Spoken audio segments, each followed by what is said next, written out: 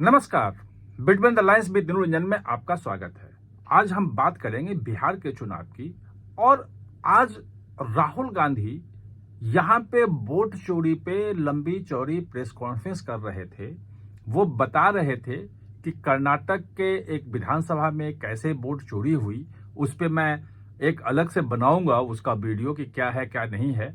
अभी चुनाव आयोग की चीजें आनी है। लेकिन जब ये प्रेस कॉन्फ्रेंस कर रहे थे उसी वक्त अमित शाह वहां पे 10 जिलों के कार्यकर्ता क्या पदाधिकारी जो हैं, लगभग 50 विधानसभा क्षेत्रों के जो पदाधिकारी थे, उनके साथ बैठक लंबी कर रहे थे और पूरी रणनीति बता दिया कि कैसे चुनाव जीतना है। वो रणनीति क्या है और जो पूरा का पूरा जो राहुल गांधी ने जो अचीव किया था कि वोट जो अधिकार यात्रा करके वोट बचाओ के लिए जो चल रहा था अधिकार यात्रा 17 अगस्त से लेकर के और 1 सितंबर को खत्म हुआ। वो उसके बाद जो चीजें नजर आ रही थी वो कैसे काट होगा, इसका पूरा फॉर्मूला नीचे बताया है। और जो मेरी जानकारी मिली है वो फॉर्मूला जो है, जो चीजें बताई हैं, वो वही हैं जो गुजरात में अपनाया गया था। गुजरात में 182 में से आपको पता है कि 155-56 सीटें जीत गई थी भाजपा पिछली बार। वो गुजरात का जो फॉर्मूला है, वो फॉर्मूला वही गुजरात का फॉर्मूला महाराष्ट्र में अपनाया गया। और महाराष्ट्र में आपको पता है कि 150 के आसपास सीटें लड़ी थी और 134-35 अकेले भाजपा जीत गई थी।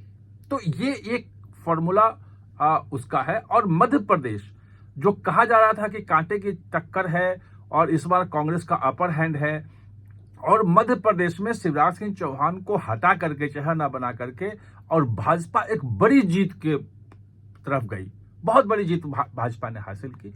तो वो जो फॉर्मूला है वही फॉर्मूला उनको बताया है। उसी फॉर्मूले पे पूरा का पूरा बिहार का चुनाव होगा। और वो फॉर्मूला उसके बाद वो एक क्लोज डोर मीटिंग थी जो केवल पदाधिकारियों के साथ थी, जो बड़े जिला अध्यक्ष हैं, जिला में महत्वपूर्ण पद पे हैं, जो बाकी लोग हैं, वो क्लोज डोर थी, अंदर थी। 3-4 घंटे तक लगातार उन्होंने बता दिया कि कैसे कैसे क्या करना है। और बाद में जब बूथ कार्यकर्ताओं से लेके सब 10 जिलों के बूथ कार्यकर्ता जुटे थे, सबकी जो है एक रैली भी संबोधित कर रहे थे, तो उनको जो संबोधित करते हुए कहा, तो उसमें उन्होंने ये बता भी दिया। और उसमें उन्होंने बताया कि जो आपके जिला अध्यक्ष आपको बुलाएंगे, आपके साथ बैठक करेंगे और आपको कुछ काम देंगे और वो काम आपको पूरा करना है।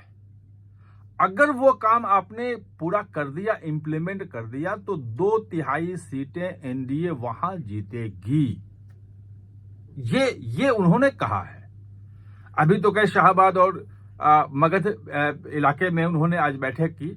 ऐसे ही 3 क्षेत्र के और हैं, 5 संभागों में बांटा हुआ है वहां पे भाजपा ने। भाजपा ने अमित शाह ने पूरे बिहार को, इसमें 2 संभाग की आज बैठक हुई और 3 संभाग की बैठक 27 को होगी। तो वो जो फॉर्मूला है वो फॉर्मूला बहुत ही महत्वपूर्ण है, जिसकी काट जो है वो राहुल या विपक्ष के लोग खोज नहीं पा रहे हैं। और जो वोट चोरी का आरोप लग रहा है वो उसी कारण लग रहा है क्योंकि जहां लगता है कि आसान हमारी जीत है, उस जीत को अमित शाह इस फॉर्मूले से विपक्ष की हार में बदल देते हैं। जहां विपक्ष जीत रहा होता, हरियाणा में जीतने की बात थी, लग रहा था कि बिल्कुल जीत रहे हैं, सब कुछ हो रहा है, लेकिन वो जो बूथ स्तर के कार्यकर्ताओं के साथ है।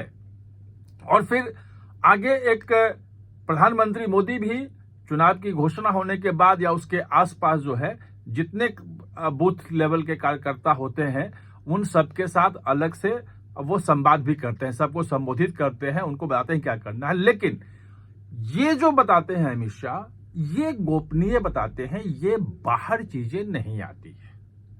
जो मेरी जानकारी है वो जो पन्ना प्रमुखों की भूमिका है और अगले 1-1.5 महीने में ये हर बूथ पे देखना है कि आपका समर्पित का वोटर कौन सा है जो आपको वोट दे रहा है, उस तक पहुंचना है। अगर उसकी कोई नाराजगी है तो उसको दूर करना है, उसे संवाद स्थापित करना है। उसकी नाराजगी अगर आपसे दूर नहीं हो रही है तो आप अपने ऊपर के जो अधिकारी हैं उनको आप बताएं, वो उनसे मिलकर दूर करेंगे।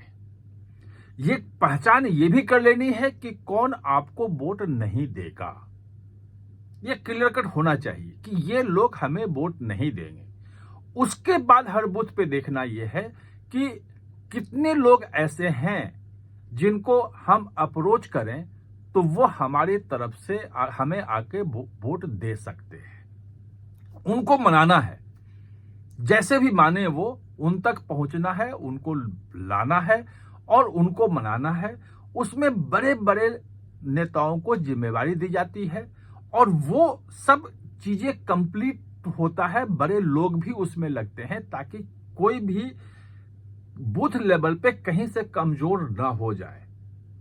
ये फॉर्मूला उनका है। इस फॉर्मूले पे इंप्लीमेंट करने में नीचे के कार्यकर्ता अगर कुछ कोताही करते हैं तो ऊपर से 52 जो हैं 52 सांसद, वो उनकी जिम्मेवारी अलग अलग जगहों पे दे दी गई है, जो पूरी चुनाव तैयारियों का वो अपने अपने क्षेत्र में वो देखेंगे कितना सम्मेलन हो रहा है, कहां हो रहा है।